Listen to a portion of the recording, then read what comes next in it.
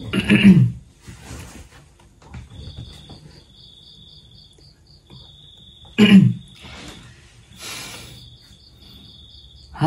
assalamualaikum warahmatullahi wabarakatuh. Ketemu lagi bersama saya Rangga. Kali ini saya akan membuat video ke-7 tentang challenge 21 hari belajar berbicara di depan kamera secara spontan. Nah, untuk topik kali ini saya sebelumnya baca topik, dan yang di kedua ini tentang membahas storytelling. Nah, jadi saya akan mencoba menceritakan sesuatu secara sederhana dan juga secara spontan. Sebelumnya saya tidak menggunakan skrip, tidak pernah membaca, tidak pernah merencanakan yang akan diceritakan, dan ini akan terjadi secara spontan. Video ini akan dibuat menjadi 2 video. Yang pertama untuk 1 menit di Reels dan untuk 10 menit di YouTube.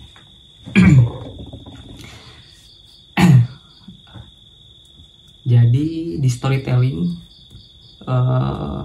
intinya itu belajar untuk bercerita. Bagaimana ceritanya nyaman didengarkan, bagaimana ceritanya dipahami oleh audiens atau pendengar. Nah, saya akan mencoba mencari tema tentang storytellingnya. Saya akan berpikir dulu temanya. Oke, saya akan memberi tema bagaimana perjalanan saya hijrah. Jadi tema ini saya ambil karena menurut saya tema ini cukup menarik, cukup berkesan di benak saya. Jadi mungkin saja bisa lebih mudah untuk saya ceritakan. Oke, jadi ceritanya awal mengapa saya hijrah. Yang pertama itu saya secara emosional, secara batin tergugah, tersentuh karena suatu kejadian, yaitu kejadian ketika naik puncak gunung di salah satu gunung di Jawa Barat. Kurang lebih dalam cerita ini saya tersesat di gunung dan akhirnya membuat saya kembali untuk mengenal Islam. Jadi ceritanya seperti ini. Ketika masih kerja di Bandung, saya diajak teman rekan saya untuk bernaik gunung. Jadi saya punya 3 rekan. Nah, 3 rekan ini adalah orang-orang yang saya kenal, yang saya sering ajak mereka ke gunung, ataupun yang mereka ajak saya ke gunung untuk mendaki. Nah, suatu hari saya menaiki gunung dan dengan rombongan, yaitu 15 orang, dan saya tertinggal di belakang ketika mengisi bensin. Jadi saya mengikuti seseorang yang dengan tampilan seperti akan ke gunung, dengan carrier-nya, dengan sepatunya. Akhirnya saya karena tertinggal, saya mengikuti seseorang yang saya anggap mereka akan ke gunung yang sama. Setelah beberapa menit orang yang saya ikuti dia menepi ke pinggir dan melambaikan tangan. Prasangka saya pertama bahwa orang yang saya ikuti untuk membuat kode melambaikan tangan ke pinggir adalah suatu ajakan untuk berhenti sejenak. Ternyata setelah saya berhenti dan saya lihat orangnya, ternyata bukan bagian dari rombongan. Akhirnya saya mengikuti jalan yang salah selama beberapa jam dan tersesat. Akhirnya saya menggunakan Google Map dan untuk mencari keberadaan gunung dan rombongan saya berada. Setelah saya search, ternyata jika balik lagi ke jalan yang tadi itu bisa memakan waktu 1 jam lebih, dan akhirnya saya inisiatif untuk mencari jalan lain, ke rute lain. Setelah saya menemukan rute, akhirnya saya menemukan rute yang alternatif dari seorang yang sedang menjaga pom bensin. Dan saya diarahkan untuk ke suatu jalan alternatif yang rusak dan juga melewati hutan. Akhirnya saya mengikuti jalan itu selama kurang lebih 2 jam. Saya tidak menemukan jalan keluar, dan mungkin saya menganggap bahwa diri saya sedang tersesat, karena ketika di pertengahan jalan saya merasa kebingungan dengan jalan yang tadinya aspal menjadi jalan yang tanah atau jalan setapak. Setelah kurang lebih 2 jam dan akhirnya saya tadinya ingin mengurungkan niat untuk kembali, namun melihat waktu sudah berada di jam 12 malam, artinya ketidakmungkinan saya untuk pulang itu sangat sedikit. Dan akhirnya saya lanjutkan, dan disanalah dimulainya banyak kejadian-kejadian yang membuat saya lebih tercerahkan atas suatu kejadian itu. Yang pertama, saya meminta bernazar agar saya bisa keluar dari hutan ini, dan nazar saya kurang lebih seperti ini: ya Allah, bukakan jalan untuk saya agar bisa keluar dari hutan ini. Kurang lebih seperti itu. Nah, setelah berdoa seperti itu, kabut turun, lalu hujan, baterai tinggal beberapa persen lagi, dan akhirnya saya meminta untuk teman saya call, saya chat agar menjemput saya di tengah hutan.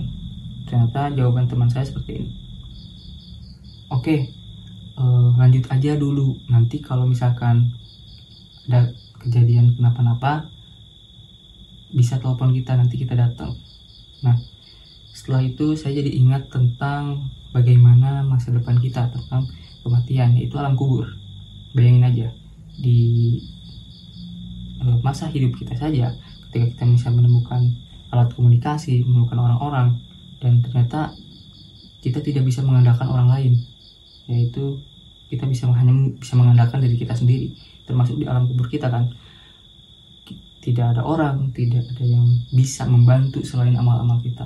Akhirnya di situ saya banyak teringat tentang bagaimana perjalanan spiritual saya.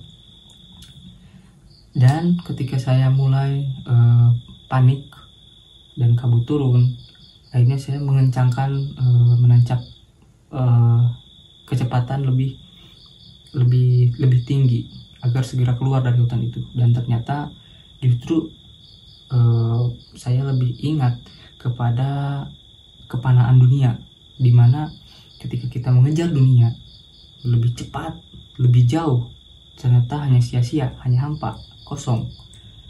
Di situ saya teringat bahwa dunia itu tidak akan ada habisnya untuk dikejar. Dan yang ketiga, saya menemukan dua orang penduduk yang saya anggap penduduk sekitar. Awalnya saya ingin bertanya bagaimana kemana untuk jalan keluar dari sini. Namun setelah saya pikir-pikir dari kejauhan, justru yang di benak saya itu lebih ke bagaimana kalau dua orang ini adalah penjahat itu. Gimana kalau dua orang ini adalah begal? Yang ada malah nantinya saya bisa kehilangan banyak barang bawaan gitu, dan malah dibegal. Akhirnya saya mengurungkan niat, akhirnya saya tidak mengikutinya, dan setelah itu di situ berpikir bahwa intinya seperti apapun yang kita prasangka memang terjadi karena pengalaman tersebut pernah kita lalui. Maksudnya seperti ini: kita berprasangka buruk terhadap seseorang, boleh jadi orang itu dianggapan kita nakal, orang itu dianggapan itu pecandu narkoba, kriminal. Namun justru pemahaman seperti itu karena sudah ada pemahaman sebelumnya di dalam benak kita, kurang lebih seperti itu. Tapi ketika kita menanamkan pemahaman yang positif, maka hasilnya akan positif. Dan rumus ini rumus ini adalah rumus yang paling saya sukai. Yang pertama yaitu E. E itu event. Event itu sesuatu yang tidak bisa kita kontrol, seperti hujan, kondisi politik, dan banyak lagi gitu yang di luar kontrol kita. R adalah reaction, cara kita bereaksi. Ketika event sesuatu yang kita tidak bisa kita kontrol, maka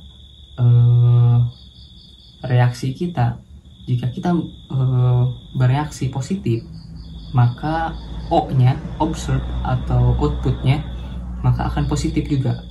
Tapi jika sesuatu event kita terima secara negatif, maka outputnya juga akan negatif. Jadi rumusnya E ditambah R sama dengan O. Jadi kurang lebih sesuatu yang tidak bisa kita kontrol, maka ketika kita menerimanya secara positif, maka outputnya juga positif. Tapi ketika kita menerima secara negatif, maka hasilnya juga akan negatif. Kurang lebih seperti itu. Nah, dalam rumus ini ada ayat Al-Quran yang mungkin menurut saya relates, yaitu surat Ibrahim ayat 10. Kurang lebih seperti ini. Lain sakartum la azidannakum. Ketika Allah menambah nikmatmu, ketika kamu bersyukur, maka Allah akan tambahkan nikmatmu.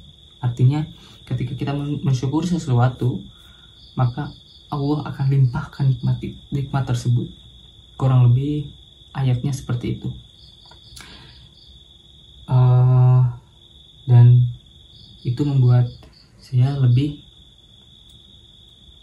bisa menyikapi sesuatu dengan secara positif, atau lebih menikmati sesuatu dengan cara berpikir seperti itu. Nah, kurang lebih seperti itu storytelling dari saya, karena ini sudah menunjukkan lebih 2 menit ya, sudah 12 menit. Jadi akan saya tutup aja. Mungkin cukup sekian dari tema topik storytelling ini di Belajar Speaking. Saya Rangga. Terima kasih. Wassalamualaikum warahmatullahi wabarakatuh.